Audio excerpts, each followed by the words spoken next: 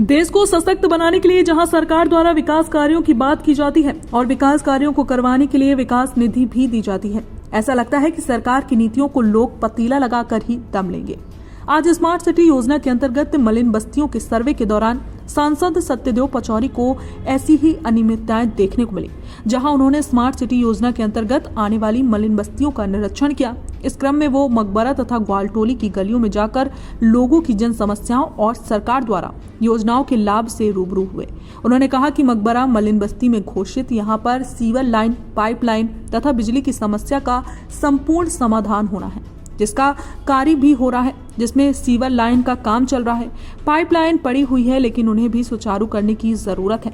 बिजली के खंभे हैं, परंतु तारों का जाल बहुत है, इसके लिए भी कार्य होना चाहिए।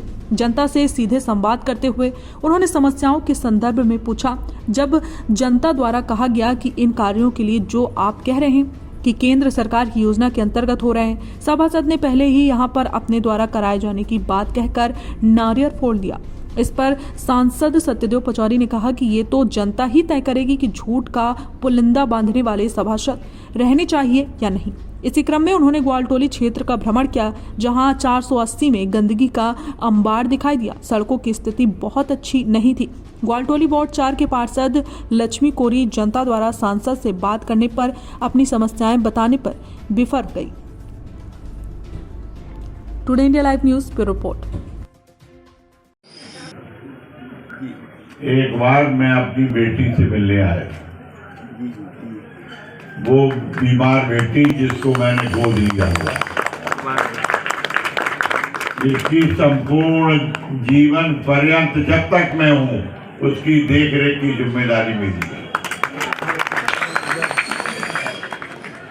आती है कि मिलजुल के रहो, भाईचारे से रहो और संबंध बना के रखो। बेशक। और मैं जब इसके घर गया था तो मैंने जो गरीबी देखी तो मैं अपने आप को रोक नहीं पाया।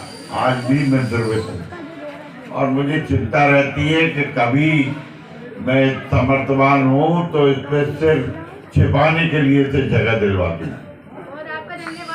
हम बेटा जरूर प्रयत्न करेंगे और हमारे ये आपसे संपर्क करेंगे। इनके कागज, राशन कार्ड वगैरह दिल मैं इसलिए नहीं कर रहा हूँ कि मेरा कोई लालच, मैं इसलिए कर रहा हूँ कि पंडित दीनदयाल उपाध्याय ने हमें जो पाठ पढ़ाया है अंत्योदय का, जो व्यक्ति पिछड़ा हुआ है, गरीबी की रेखा के नीचे है, उसका विकास ये हमारा कर्तव्य है।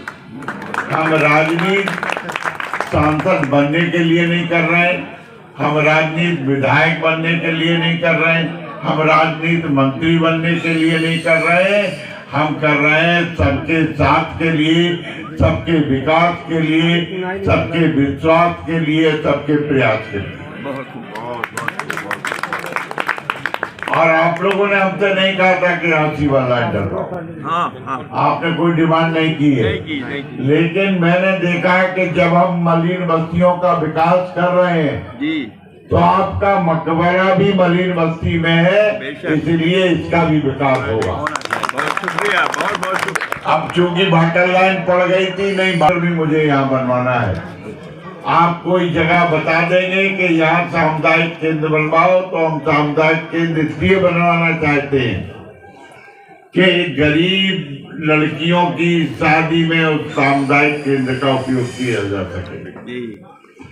हमारे बच्चे अभी कह रहे थे कि ये मैदान खेलने का था, अब आज अतिक्रमण में धूल उड़ती है।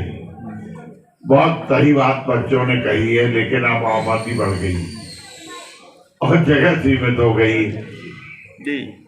गाड़ियां बढ़ गई हैं। पहले आपको सरकार की योजनाओं का लाभ मिल रहा है कि नहीं मिल रहा है, और नहीं मिल रहा है तो वो आएंगे और आपको लाभ भी दिलाएंगे। ये किसी सांसद ने अब तक नहीं किया है कि अपना प्रतिनिधि आपके घर भेजे। हम चाहते हैं कि गरीब को गरीब का हक मिले। जो योजनाएं गरीब के लिए चालू की गई हैं, वो योजनाओं की रोशनी उन गरीब के घर में पहुंचे। आज नहीं पहुंच रही है। आज योजनाएं अधिकारी दबाए बैठा है, आज योजनाओं पे कुछ पहुंच वाले कब्जा कर रहे हैं। इसलिए गरीब की कुटी में जब तक रोशनी नहीं जाएगी विकास की, तब तक वो देश की आजादी का महत्व नहीं समझेगा। हम चाहते हैं कि गरीब की कुटिया पर विकास की रोशनी पहुंचे। हम चाहते हैं कि गरीब को खाने के लिए अन्न मिले। हम चाहते हैं कि नौजवान जो शिक्षा के क्षेत्र में अगर वंचित है तो उसको शिक्षा मिले। हम चाहते हैं नौजवान पढ़ लिख के उसको रोजगार मिले, और रोजगार नहीं मिलता है तो स्वरोजगार करे। महान भारत बनेगा, विकासशील भारत बनेगा।